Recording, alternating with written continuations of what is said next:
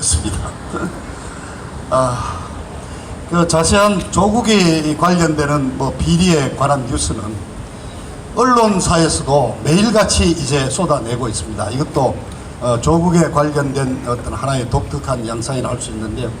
자세한 내용은 우리 도태우 변호사께서 말씀하시고 법적인 문제까지도 했기 때문에 저는 이 조국 사태를 우리가 지금 어떻게 봐야 되느냐 좀 정리를 해보겠습니다. 첫째, 조국의 이 여러 가지 비리를 폭로하면서 언론에서는 한마디로 비리의 백화점, 비리의 종합판, 비리의 결정판 이런 말을 씁니다. 그렇습니다.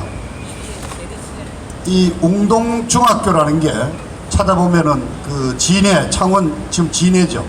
창원군에 들어가 있는 진해시의 유지들이 교육을 위해서 만든 사립학교입니다. 1952년에 설립된 사립학교인데 재정이 어려워진 1985년에 조국이 아버지가 인수를 합니다.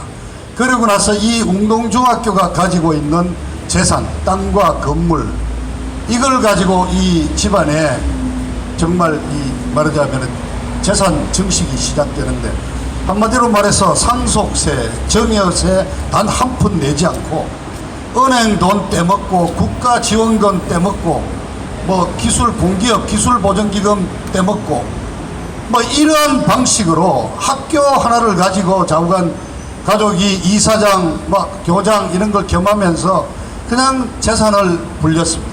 그 과정에서 탈법 편법이라는 것이 정말 우리가 상상할 수 없었던 모든 편법이 동원됐습니다. 사립학교라든가 의료법인이라든가 요양법인 같은 특수 목적을 지닌 법인에 대해서는 기본적으로 국가에서 지원이 내려오고 국가가 관리하기 때문에 아주 작은 말하자면 건설 계약이라든가 조달 계약도 마음대로 수의 계약을 할 수가 없도록 되어 있습니다. 저도 조그마한 공기업 사장을 하면서 5천만 원짜리 이상이면 전부 국가 조달청에 위임을 해서 말하자면 공개 입찰로 통해서 되는데 어떻게 해서 이 집안은 수의계약으로 그것도 아버지가 이사장으로 있는 학교에 아들이 하는 건설회사가 계약을 할 수 있는지 하여튼 85년 이래 지난 한 40년간 이 학교를 둘러싼 비리는 정말 우리가 상상을 초월할 정도의 모든 걸 했습니다. 그래서 언론이 말하는 비리 백화점입니다. 그러면서 우리 조국은 얼마나 깨끗한 이미지를 가져왔습니까? 아마 이 조국의 이 사태를 보면서 우리 국민들이 느끼는 첫 번째 감정, 정말 뻔뻔한 놈이다. 정말 편의부동한 놈이다.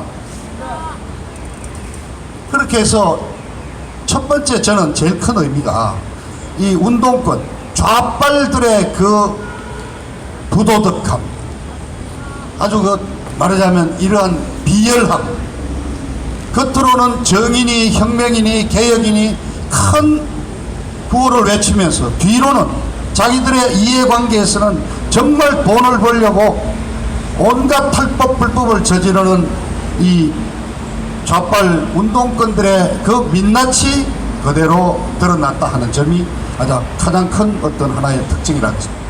두 번째는 이 조국의 딸 의학전문대학원에 입학하는 과정에 이르기까지 그 과정을 보면서 이 대한민국에서 성실하게 일하고 자기 능력으로 시험을 쳐서 정말 성공해 보겠다는 그 많은 사람들을 허탈하게 만들고 정말 인생을 포기하도록 만드는 그런 작태를 해냈습니다. 제가 찾아보니까 94년에서 97년까지 조국이가 미국 유학을 잠깐 갔는데요. 석사과정 따왔는데 가자마자 한 달인가 두 달 뒤에 아들 출생했습니다. 그래서 그 아들은 지금 자칭 친구들 트위터에 나는 선천성 미국인이다. 미국에 태어났으니까. 그렇게 해서 그 아들은 현재는 한국에서 고등학교를 졸업하고 미국 워싱턴에 있는 조지 워싱턴 대학에 가서 공부를 하고 있는데 5번 동안 지금 5차례 병역 면제를 하고 있죠. 아들도 문제가 많습니다. 그러니까 아들 출산일에 맞춰서 미국 유학 날짜를 맞춰가지고 미국 도착하고 2달 조금 전에 아들을 낳았습니다. 그리고 딸은 3년 동안 미국 유학 과정에서 외국에 있었다는 그 해외 거주자 특례 조항을 이용해서 한영 외고를 들어가고 그때부터 시험 치지 않고 하여튼 편법으로 그 어렵다는 의학 전문 대학원까지 가는 정말 입시의 신공을 발휘합니다. 이 과정을 보면서 정말 도서관에서 아침 새벽부터 책을 보고 공부하고 또 시험에 떨어지고 그리고 장학금을 못 받아서 알바를 하는 20대 30대 청년들이 갖는 그 허탈감은 말로 할 수 없을 것입니다. 그래서 여러분 보다시피 지난주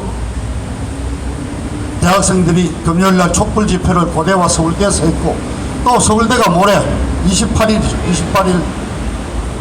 밤에 서울대 총학생회 주최로 촛불 집회를 합니다. 그리고 오늘 서울대 총학생회가 입장을 밝혔죠. 조국은 딸의 그 과정은 불법이다, 위법이다. 조국 교수도 사퇴하라고. 그리고 아마 주말에도 또 대학교 고려대학의 또 총학생회가 지금 촛불 집회를 총학생회 주최로 정식으로 촛불 집회를 준비하고 있다는 뉴스를 들었습니다. 그렇습니다.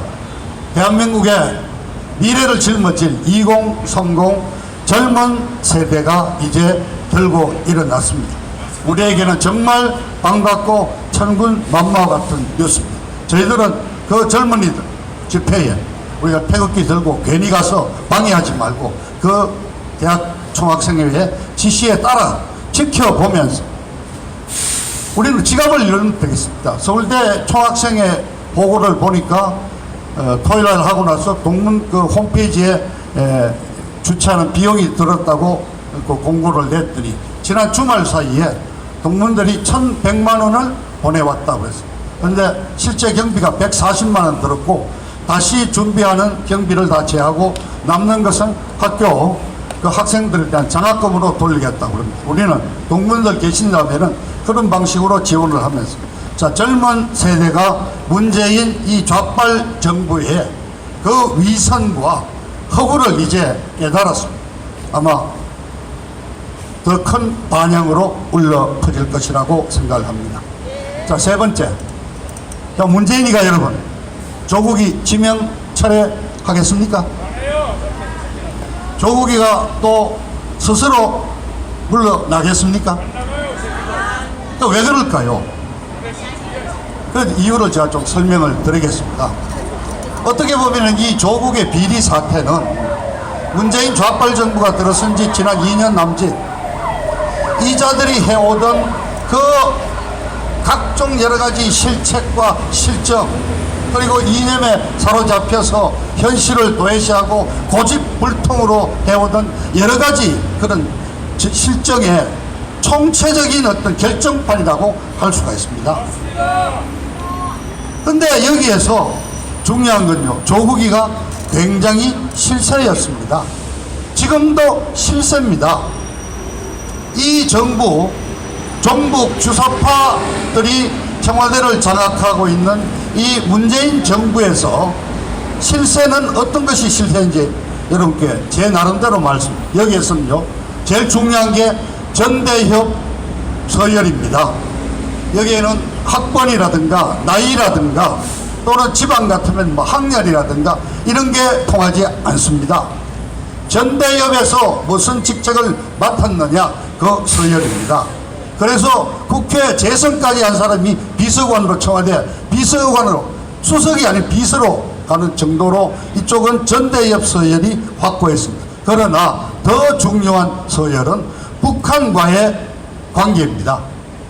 84년 이른바 그 무렵부터 주사파들이 운동권에 이제 자생적으로 시작되면서 그네들이 하던 의식이 뭡니까? 그 당시에 북한 인공기를 카피하고 김일성이 사진을 카피해서 밤중에 어디 모처에 어루만 데서 붙여놓고 그 앞에서 김일성에 대한 충성 맹세를 하고 그리고 노동당 입당 원서를 작성을 해서 좌우간 어떤 루트를 통해서 평양으로 보냅니다. 그러면은 그 중에서 전부가 아닙니다. 선택된 몇 명이 노동당 입당 허가가 되고 입당 번호가 나오고 그리고 암호명이 나오지요. 그 산으로 나오지 않습니까? 임종석이가 제가 알기로 아마 관악산 1호죠. 그러니까 저 서울 관악산 서울대학인 이 저 수도를 지키는 진산이니까 굉장히 높은데 저쪽에 어디 지방 꼴짝이 조그마한 산은 이제 서열이 떨어지는 거죠. 그렇습니다. 이 정부는 평양의 김씨 지방과 얼마만큼 가까우냐에 따라서 서열이 정해지고 임무가 정해집니다. 그런데 제가 100% 이거는 확인을 못한 사실이지만은 조국이가 그런 서열이 굉장히 높다고 알려져 있습니다. 대한민국을 과연 그래서 누구가 움직이느냐? 문재인이냐? 문재인이 아니다. 청와대 누구냐? 임종석이다. 근데 임종석이 해고도 해임됐잖아. 노영민이 오잖아요. 그런데도 버티고 있는 게 누구냐? 조국이다.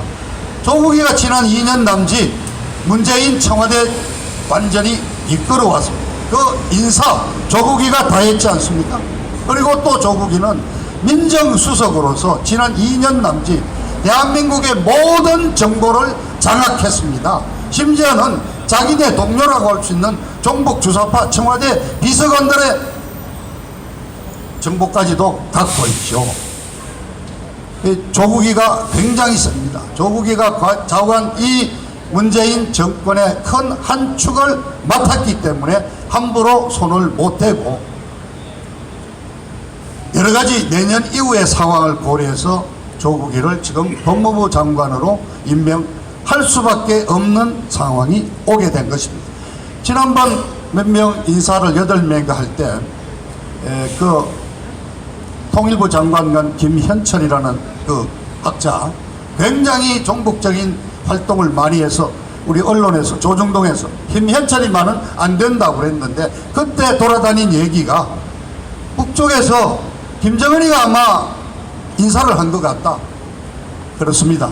저 동감합니다. 확정은 없지만은 이 조국이도 평양과 가까운 어떤 서열이 있고 평양의 의중이 많이 반영이 됐기 때문에 문재인으로서도 조국이를 함부로 내칠 수 없을 것이라는 생각을 갖게 됩니다. 그리고 두 번째, 조국이를 임명한 중요한 이유가 있습니다. 내년입니다. 바로 지금 검찰총장을 윤석열이를 임명했습니다. 조국이가 법무부 장관이 돼서 맡을 일이 바로 뭡니까? 사법개혁입니다. 사법개혁 여러 번 말씀드렸지만 핵심은 두 가지입니다. 첫째, 검찰과 경찰의 수사권 조정을 하는 것이고 또 하나는 검찰을 약화시키는, 그래서 검찰의 특수부가 다 없어지고 검찰 특수부를 대신하는 별도로 공수처라는 공직자 비리수사처를 만드는 것입니다. 이 세 가지가 묶여 들어가는데 사실은 하나입니다. 내용은 뭐냐? 검찰을 약화시키고 경찰을 권한을 강화시키는 내용입니다. 검찰총장에 여러분들이 정말 이름만 들어도 치를 떠는 윤석열이를 임명을 했습니다. 그러나 검찰은 이른바 조직의 논리에 의해서, 정치적인 논리에 의해서 검찰은 배신할 수도 있는 것입니다. 그렇지 않습니까? 박근혜 대통령 탄핵이 바로 검찰의 배신으로 시작이 된 거 아닙니까?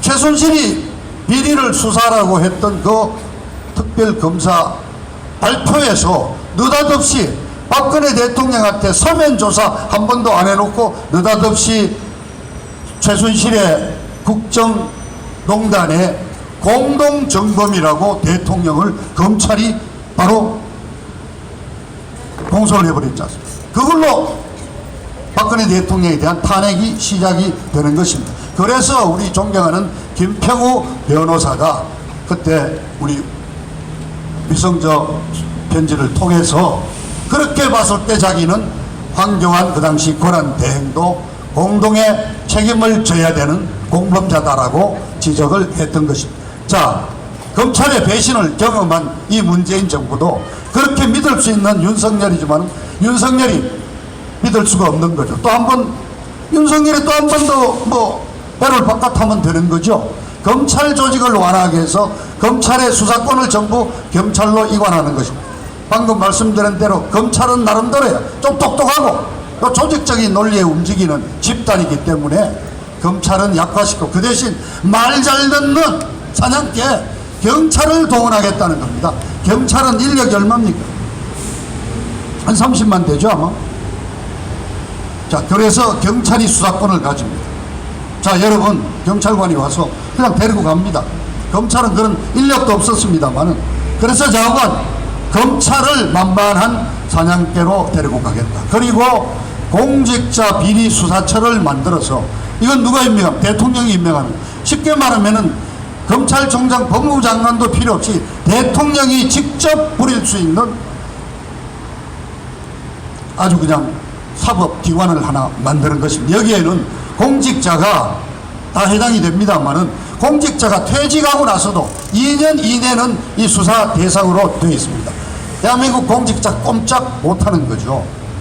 뭐 이런 식으로 해서. 그런데 이 사법개혁을 추진하려고 했더니 현재 이제 물러나게 된 박모라는 법무부 장관이 조금 이렇게 움츠리는 모습을 보이고, 검찰 내부에서 벌써 반발이 나오고, 윤석열이도 이 검찰 내부의 어떤 조직적인 건 좀 여러 가지로 어렵다는 얘기가 나오고, 약간 제동이 걸린 듯 하니까 들고 나온 카드가 바로 조국입니다. 조국이 째니까, 실세니까, 평안과도 통하는 실세니까 조국이를 동원해서 군말 없이 사법개혁을 이루어 보겠다는 의도가 있는 것입니다. 그럼 그렇게 해서 사법개혁을 만들고, 목적은 뭡니까? 바로 내년 4월 총선입니다. 4월 총선 이전에 말하자면 여러 가지 공포정치를, 경찰 국가를 만들어 가지고 완전히 공직자들 꼼짝 못하게 만들고, 그러한 시나리오에서 내년 총선에서 200석을 얻고, 여기에 여러분 알다시피 선거법 개정안도 패스트 트랙으로 올려서 지금 정치개혁 특별위도 만들어져 있지 않습니까? 이런 식으로 해서 좌우간 내년 총선에서 200석 이상의 의석을 얻는다면은 이제 남북 연방제로 조선민주주의 고려연방으로 가는 기차를 질주하겠다는 의도가 있는 것입니다. 이러한 거대한 이자들의 시나리오에 조국이가 필요했기 때문에 나와 있는 것입니다. 과연 물러날까요? 이 정도면은 양심이 있는 자라면은 물러났습니다. 맹간한 상식을 가진 사람이라면은 자식들 얘기하지 않고 물러났습니다. 그러나 자, 이자는 뻔뻔합니다.